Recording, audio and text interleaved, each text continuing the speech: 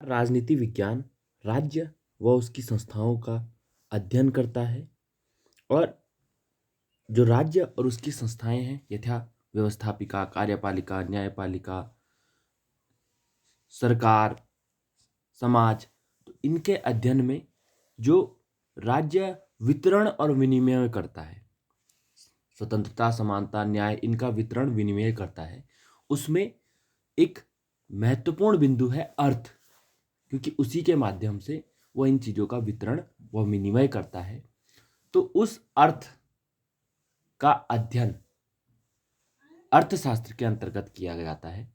तो इसलिए राजनीति विज्ञान व अर्थशास्त्र का आपस में अंतर संबंध कहीं ना कहीं महत्वपूर्ण बन जाता है।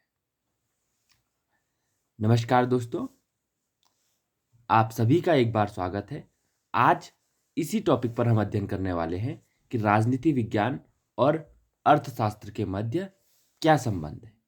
क्योंकि जैसे मैंने पहले बताया कि राजनीति विज्ञान और अर्थशास्त्र दोनों ही विषय के छात्रों के लिए ये महत्वपूर्ण होने वाला है, क्योंकि राजनीति विज्ञान का संबंध अर्थशास्त्र से है और अर्थशास्त्र का संबंध भी राजनीति विज्ञान से है। दोनों ही एक दूसरे को कहीं ना कहीं अध्ययन जो सामग्री है उसमें क्या है, सहायता प्रदान करते हैं।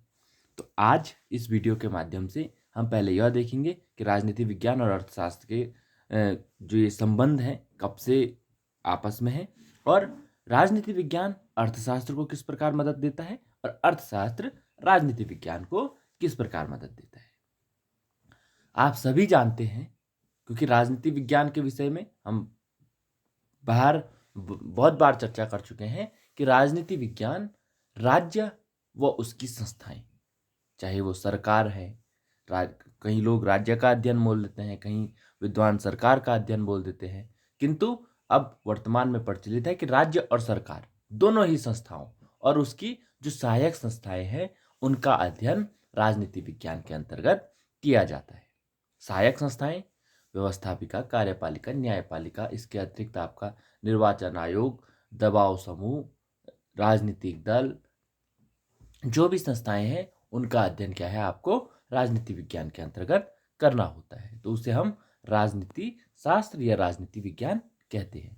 जब उसमें हम विश्लेषण संश्लेषण का कार्य करते हैं तो वो विज्ञान बन जाता है, और जब हम उसका अध्ययन करते हैं तो वह एक शास्त्र के रूप में क्या है, प्रचलित होता है।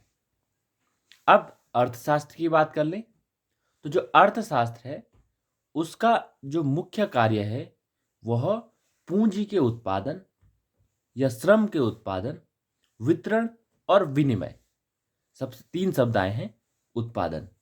उत्पादन उसे भौतिक उत्पादन भी कह सकते हैं। उत्पादन यानी कि किसी चीज का सृजन करना, चाहे आप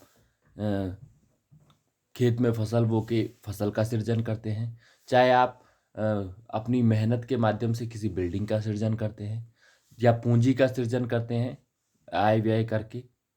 तो भौतिक उत्पादन यानी कि सृजन करना, वितरण उस सृजन करने के पश्चात उसको लोगों को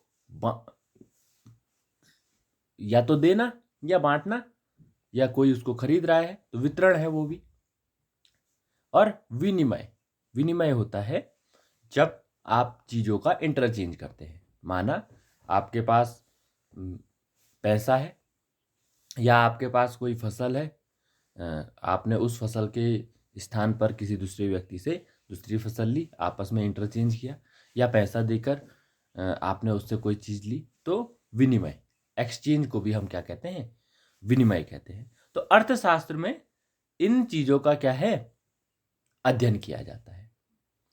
और मैंने जैसा अभी बताया कि राजनीति विज्ञान में जो हम जस्टिस की बात करते हैं वो कहीं ना कहीं न्याय देने की बात, या जो आजकल कल्याणकारी राज्य हैं, तो कल्याणकारी राज्य क्या करते हैं, लोगों को अधिक से अधिक चीज़ें क्या है उपलब्ध कराने की, उनके जीवन को सरल बनाने की कोशिश करते हैं।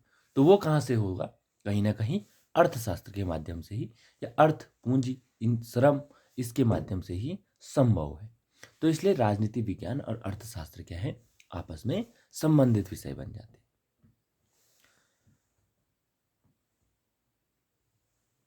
अर्थशास्त्र में मनुष्यों के सामाजिक व्यवहार को क्या है, प्रभावित करने की एक विचलित क्षमता होती है। क्यों होती है?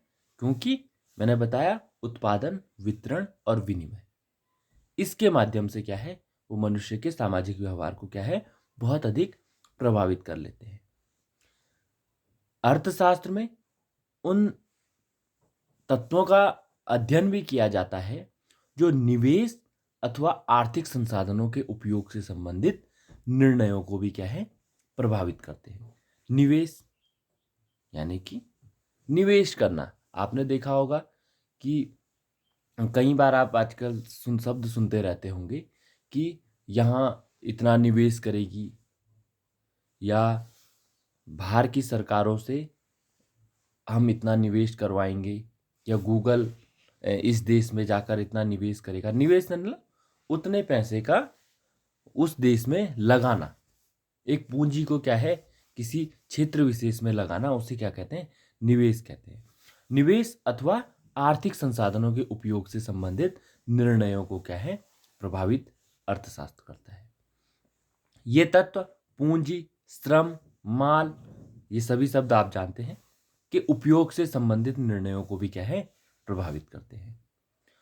और एक विस्तृत विश्लेषण करने से पता चलता है कि जो ये निर्णय है अनेक गैर आर्थिक तत्वों से क्या है, प्रभावित होते हैं। गैर आर्थिक तत्व, न केवल आर्थिक तत्व बल्कि गैर आर्थिक तत्व। यानी कि अगर कोई निवेश करना चाहता है, कोई विदेशी कंपनी भारत में निवेश करना चाहती है, तो उसमें आर्थिक तत्व ही सम्मिलित नहीं होते, उसमें राजनीतिक तत्व भी सम्मिलित होते हैं।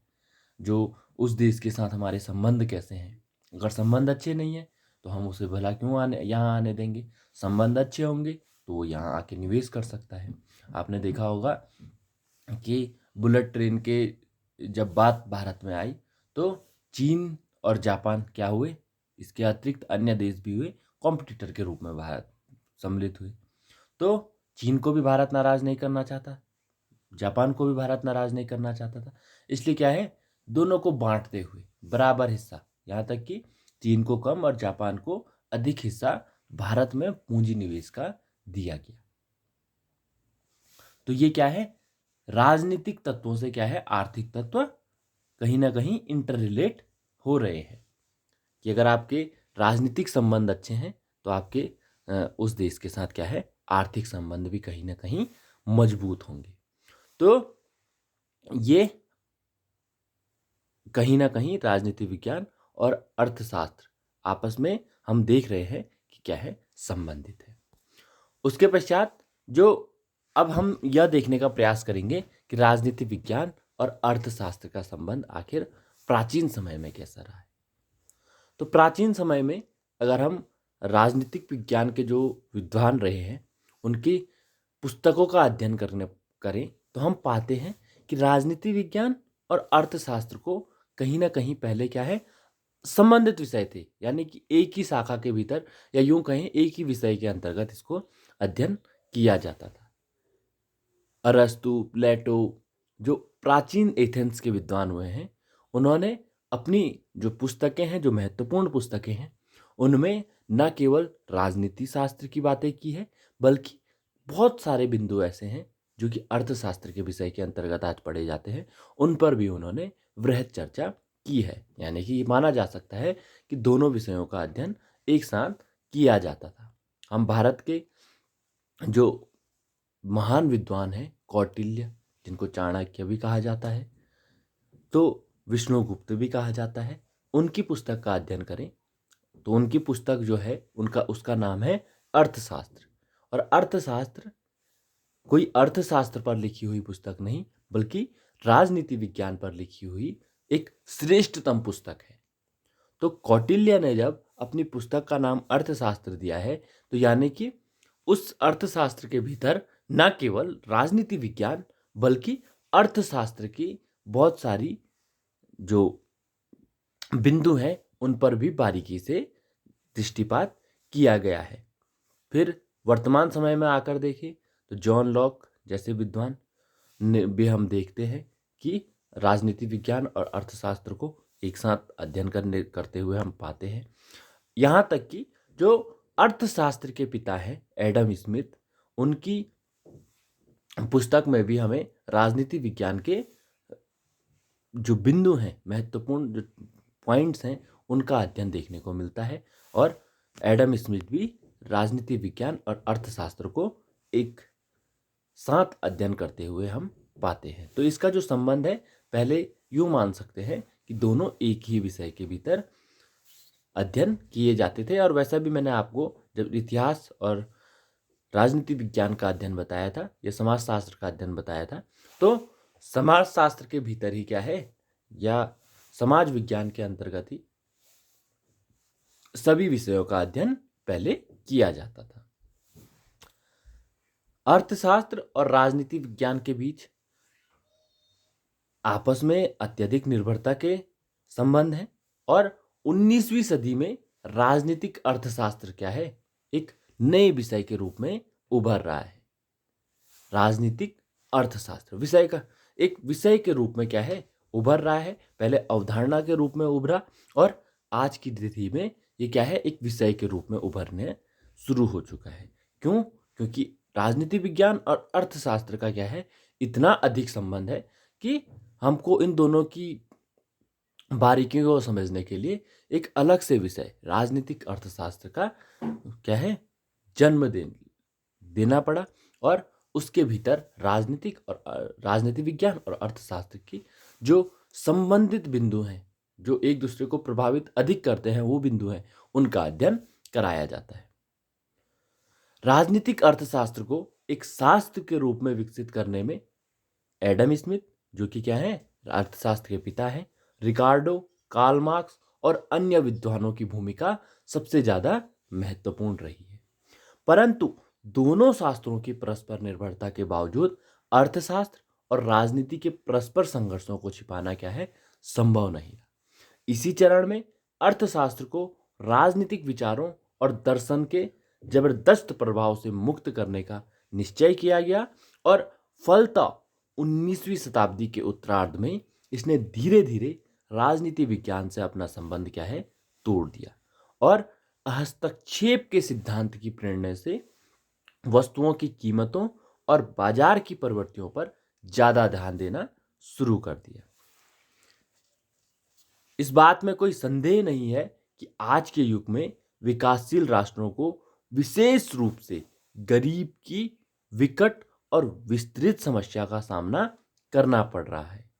इसमें संदेह नहीं है कि अर्थशास्त्र ने इस क्षेत्र में बहुत उन्नति की और मांग, पूर्ति, प्रतिस्पर्धा, निवेश, उपयोगिता, लागत, लाभ, आयोजन, विकास इत्यादि के बारे में क्या है, बहुत महत्वपूर्ण नियम और सिद्धांत स्थापित किए। परंतु बाद के दशकों में यह भी अनुभव किया गया कि आर्थिक प्रणाली को केवल बाजार की शक्तियों और खुली स्पर्धा के सहारे छोड़ देने पर सामाजिक दृष्टि से विनाशकारी परिणाम निकलते हैं। तो आर्थिक विषमताएं बेहताशा बढ़ जाती है, निर्धन और दीनहीन वर्गों को बेहिसाब शोषण होने लगता है, सामाजिक अन्याय का बोलबाला हो जाता है और समाज में तनाव और संघर्ष का क्या है, वातावरण बन जाता है। इससे आर्थिक गतिविधियों के नियमन की आवश्यकता अनुभव की गई और अर्थव्यवस्था को सार्वजनिक नियंत्रण में रखने के विचार को महत्व दिया जाने लगा। इसका परिणाम यह हुआ कि अर्थशास्त्र और राजनीति शास्त्र की परस्पर अभिरुचि को नया जीवन मिल गया। इस प्रवृत्ति ने वर्तमान युग में राजनीतिक अर्थशास्त्र को एक नए रूप में विकसित किया। तो ये तो इनके अंतर संबंध थे। अब हम देखने का प्रयास करेंगे कि जो अर्थशास्त्र है वो राजनीति विज्ञान को किस प्रकार प्रभावित करता है। तो पहला जो बिंदु है, बिंदुवार इसको देखने का प्रयत्न करेंगे। जो आर्थिक परिस्थितियां हैं वे सरकार के स्वरूप को निर्धारित करती है। आर्थिक परिस्थितियां, पहले इसको समझ लीजिए, उसके बाद देखेंगे। आर्थिक परिस्थितियां सरकार के क्या है, स्वरूप को निर्धारित करती है। कहने का तात्पर्य है देश की जो आर्थिक स्थिति होगी वैसा उसका क्या है, सरकार का स्वरूप होगा। सरकार का स्वरूप का अर्थ है राजतंत्र, कुलीन तंत्र, लोकतंत्र, आताताई तंत्र, भ्रष्ट तंत्र। किस प्रकार का स्वरूप होगा वहाँ की आर्थिक स्थिति पर निर्भर करता है। और हम अभी इसको देखेंगे भी कि अगर ये भी हो सकता है कि जैसा देश का सरकार होगी वैसी वहाँ की आर्थिक स्थिति भी होगी। इसे ठीक विपरीत उसमें भी हम कह सकते हैं। तो आर्थिक परिस्थितियों का जो प्रभाव है सरकार के स्वरूप पर, हमने कई बार देखा है कि पढ़ा है प्राचीन और मध्ययुगीन सरकारों का स्वरूप, प्राचीन समय में और मध्ययुगीन समय में जो सरकारों का स्वरूप था वो कुलीन तंत्रीय था। उन दिनों राजनीतिक अधिकार सामंती वर्ग के हाथों में थे। राजनीतिक अधिकार यानी कि जो भी जैसे आज हम देखते हैं अधिकार किसके हाथ में है, पूंजीवाद के हाथ में है। जो जैसा चाहता है वैसा कर सकता है। तो वैसे ही आज की डेट मध्ययुगीन समय या प्राचीन समय में जो राजनीतिक अधिकार थे वो सामंती वर्ग के पास थे। सामंत होते थे बहुत सारे, उनके उन सामंतों के पास क्या थे, राजनीतिक अधिकार हुआ करते थे। सामंत आप यूं लगा सकते हैं कि जैसे जमींदार रहे बाद में, तो वैसे ही सामंत हुआ करते थे। तो उन सामंती वर्गों के हाथ में अधिकार केंद्रित थे और शासन का रूप जिसे हम कुलीन तंत्रीय अथवा अभिजात तंत्र कहते हैं इसलिए विकसित हुआ था क्योंकि उस समय मशीन का प्रचलन नहीं था। मशीन यानी कि आज जैसे आप देखते हैं किसी भी काम को करने के लिए आप लेबर के स्थान पर मशीन का प्रयोग होता है। अगर आपको खोदना है, जेसीबीज आपके पास हैं, अलग अलग प्रकार की मशीन से आपके पास हैं खोदने के लिए, और हर स्थान पर क्या है, मशीन का प्रयोग हो रहा है। तो वैसे मशीनों का प्रचलन उस समय नहीं था। आज जो कार्य मशीनें करती हैं उस युग में वही कार्य किसको करना होता था, कहीं ना कहीं मनुष्य को करना होता था।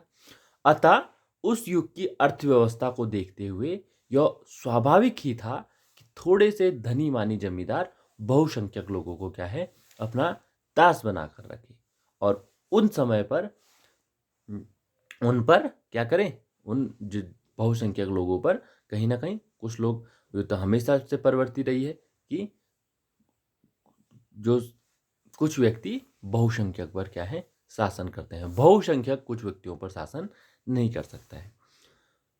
किंतु जब औद्योगिक क्रांति होती है तो औद्योगिक क्रांति के परिणाम स्वरूप सामंती प्रथा क्या है, समाप्त हो गई। कैसे समाप्त हो गई? क्योंकि अब लोगों को कृषि की आवश्यकता नहीं थी। पहले लोगों को कृषि की आवश्यकता थी तो सामंतों के भीतर रहना होता था। अब औद्योगिक क्रांति होती है तो कृषि की आवश्यकता नहीं थी तो लोगों क्या है, क्योंकि कार्य के लिए जो उद्योग थे उनमें कार्य के लिए चले गए थे, तो अब सामंत से छुटकारा पाने लगे।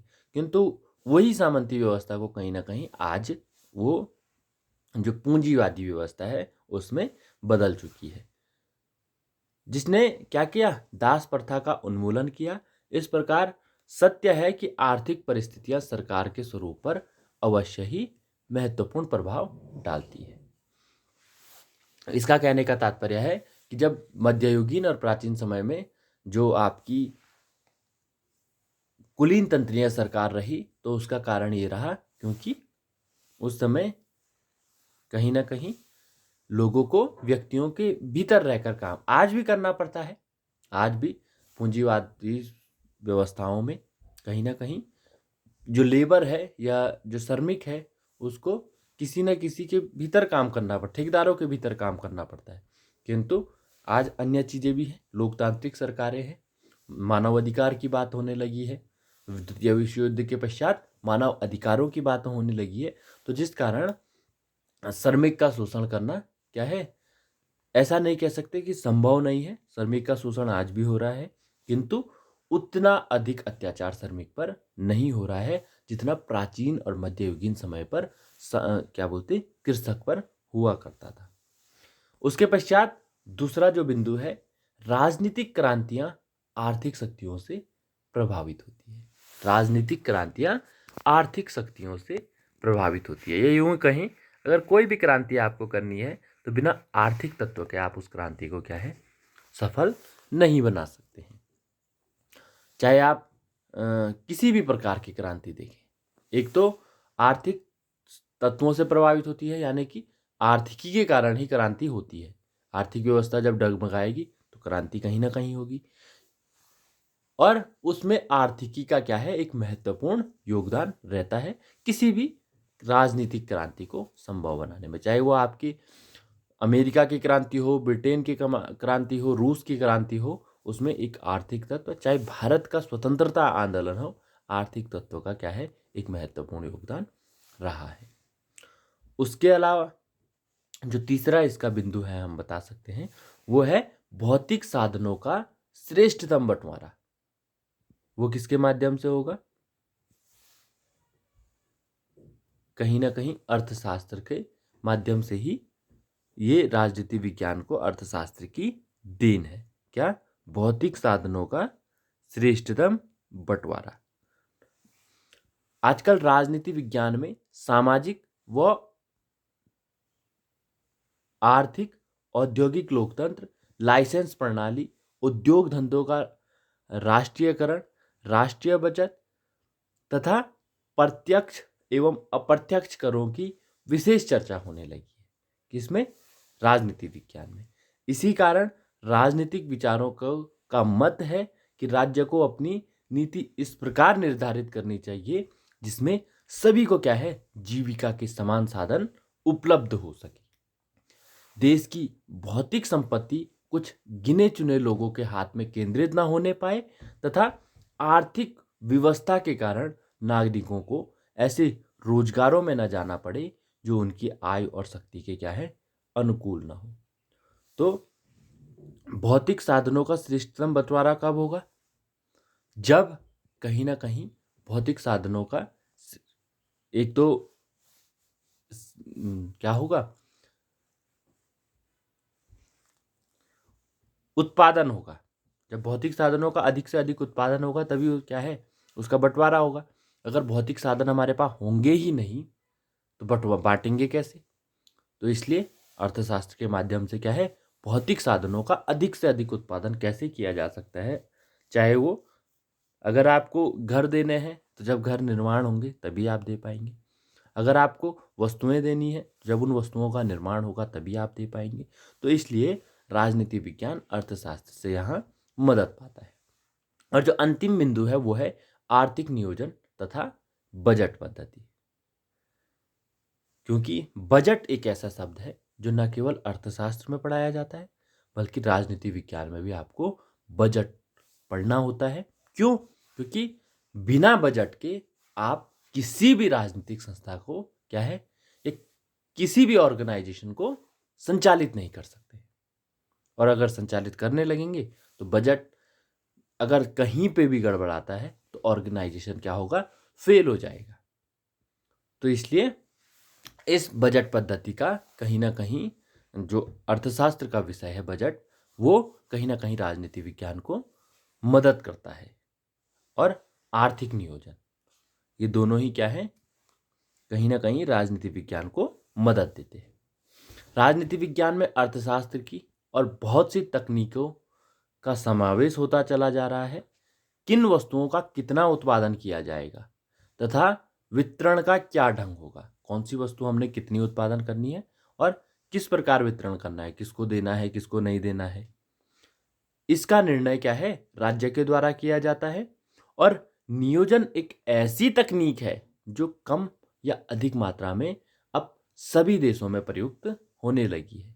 नियोजन यानी कि उसका नियोजन एक योजना के माध्यम से देना, उसे कहते हैं नियोजन। जैसे आपने देखा होगा पंचवर्षीय योजना, वो भी क्या है, एक आर्थिक नियोजन का तरीका है। या फिर आपका योजना आयोग है, अब वर्तमान में नीति आयोग है, तो ये क्या है, ये सारे चीजें क्या है, नियोजन है। तो इन नियोजनों के माध्यम से क्या है, अब सभी प्रकार के देश क्या है, इस ऐसे ही नियोजनों के माध्यम से जो अपनी आर्थिकी है उसका प्रयोग जन सेवा में करने लगे। सरकार बजट पद्धति का भी उपयोग करती है, अर्थात शासन के सभी विभाग आय व व्यय का ब्यौरा तैयार करके, बजट में यही होता है, आय और व्यय, कितनी हमने कमाया और कितना हमने खर्च किया। तो एक वित्तीय वर्ष में हमने कितना कमाया और कितना खर्च किया, या कितना कमाएंगे और कितना खर्च करेंगे, उसको ही क्या कहते हैं, बजट कहते हैं। और सरकारें क्या है, उसी बजट के अनुरूप कार्य करती है, क्योंकि अगर थोड़ा भी वहां से कम या ज़्यादा आय कम हो रही है, खर्च ज़्यादा हो रहा है, तो भी क्या है, सरकारें चल नहीं पाएगी। आय अधिक हो रही है और खर्च कम हो रहा है, सरकारें चल पाएंगी, किंतु अगर सभी लोगों को लाभ नहीं मिल पा रहा है, फिर कहीं ना कहीं डगमगाएगी। तो इसलिए क्या है, इस बजट का एक महत्वपूर्ण योगदान राजनीति विज्ञान के लिए है। अब राजनीति के लिए अर्थशास्त्र बहुत उपयोगी है, हमने अभी इसको देखा, परंतु क्या है, अर्थशास्त्र के लिए भी राजनीति विज्ञान क्या है, बहुत अधिक उपयोगी है। उसको अब हम देखेंगे। पहला, अर्थव्यवस्था को प्रभावित करने वाले कानून। यानी कि आपने राजनीति विज्ञान के माध्यम से कुछ ऐसे कानून बना दिए जिससे क्या है, अर्थव्यवस्था प्रभावित हो सकती है। अब आपने कानून बना दिया कि जो एक पूंजीपति वर्ग है, उसको अपनी कमाई का 70%, 80% हिस्सा क्या है, सरकार को देना होगा। तो क्या पूंजीपति पनप पाएंगे? नहीं पनप सकते। तो यानी कि कानून से क्या है, आपकी अर्थव्यवस्था बनती है। ये मैंने एक उदाहरण दिया, ऐसे बहुत सारे उदाहरण हो सकते हैं कि जो जंगल के कटान है, रास्ते बनाना है, इसमें पेचीदगी भरे अगर कानून का निर्माण कर दिया जाएगा तो अर्थव्यवस्था क्या है, बढ़ नहीं सकती है। 19वीं शताब्दी में इस सिद्धांत का बोलबाला रहा कि वस्तुओं का उनके हाल पर छोड़ दो, अर्थात आर्थिक मामलों में राज्य किसी भी प्रकार का हस्तक्षेप न करे। किंतु वर्तमान परिस्थितियों में इस सिद्धांत का कोई मूल्य नहीं रह गया है। खाद्य पदार्थों में मिलावट रोकने हेतु कठोर कानून बनाए गए हैं तथा सूदखोरों पर भी सरकार विशेष नियंत्रण रखती है। यहां हम आर्थिक जीवन को नियंत्रित करने वाले और भी बहुत से कानूनों की क्या है, चर्चा करना चाहेंगे, जैसे न्यूनतम मजदूरी विधेयक, कामगार मुआवजा एक्ट, अनिवार्य दुर्घटना बीमा। तो ऐसे बहुत सारे कानून क्या है, राज्य सरकारों ने निर्मित किए हैं, जिससे क्या है, अर्थव्यवस्था को प्रोत्साहन या अर्थव्यवस्था विकास की ओर अग्रसर हुई है। या सीधे सीधे शब्दों में कहे, अगर कानून पेचीदगी भरे होंगे तो अर्थव्यवस्था विकास की ओर नहीं जाएगी, और जितने हल्के कानून होंगे अर्थव्यवस्था को उतना क्या है, विकास की ओर बल मिलेगा। दूसरा, विदेश व्यापार और विदेशी निवेश पर राज्य का कठोर नियंत्रण देखने को मिलता है। यानी कि आपने कौन सी चीज विदेश को बेचनी है, नहीं बेचनी है, और विदेश निवेश कि कौन सा देश भारत में निवेश कर सकता है, नहीं कर सकता है, ये सारा का सारा राज्य व्यवस्था, यानी कि जो राज्य की जो सरकारें हैं, केंद्र सरकारें हैं, वो किसी देश की जो सरकारें हैं उन पर निर्भर करता है। तो वो कैसे निर्णय लेती है, उससे क्या है, ये सारी चीजें चल पाएगी। कौन सी? विदेश व्यापार और विदेशी निवेश। जहां तक विदेश व्यापार और विदेशी निवेश का प्रश्न है, उन पर तो राज्य का क्या है, कठोर नियंत्रण स्थापित अब वर्तमान में हो गया है। यातायात और संचार के साधनों का विकास हो जाने के कारण विदेश व्यापार में भी क्या है, बहुत अधिक वृद्धि हुई है। यातायात के साधन, क्योंकि विदेश व्यापार कहाँ से होगा, जब आपको कच्चा माल मिलेगा तभी आप विदेश में व्यापार कर पाएंगे। और आपके पास सड़कें ही नहीं है कि जहाँ से आप कच्चा माल ला सकते हैं अब विभिन्न विभिन्न दूरस्थ क्षेत्रों से, तो कहाँ से आप विदेश व्यापार करेंगे? ठीक है, तो अब सड़कों का अगर जाल बिछेगा तो उससे आप कहीं से भी क्या है, कच्चे माल को ला सकते हैं, और अधिक मात्रा में है तो उसे विदेश व्यापार कर सकते हैं। परंतु ऐसा कोई राज्य नहीं है जो विदेश व्यापार पर नियंत्रण न रखता हो। सभी राष्ट्र क्या है, विदेश व्यापार पर नियंत्रण रखते हैं, कौन सी चीज उन्होंने बाहर बेचनी है और कौन सी नहीं बेचनी है। विभिन्न देशों के बीच पूंजी का संचालन, यानी किसी एक देश द्वारा दूसरे देशों में पूंजी निवेश करना भी सरकार की नीति पर ही निर्भर करता है। यानी कि सरकारें क्या है, कहीं ना कहीं जो अर्थव्यवस्था के महत्वपूर्ण तत्व हैं उन पर नियंत्रण रखे हुए होती है। और अंतिम जो बिंदु है वह है राजनीतिक अस्थिरता, हिंसा और युद्धों का अर्थव्यवस्था पर क्या है, प्रभाव पड़ता है।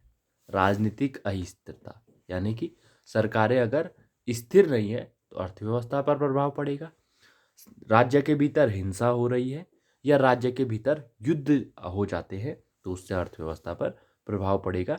मुझे नहीं लगता ये आपको समझाने की आवश्यकता है, क्योंकि जितना अभी तक हमने चर्चा की है उससे ये चीज़ें क्या है, स्वतः ही क्लियर हो जाती है। तो अब निष्कर्ष रूप में अगर हम देखें तो राजनीति विज्ञान और अर्थशास्त्र दोनों का क्या है, परस्पर घनिष्ठ संबंध है।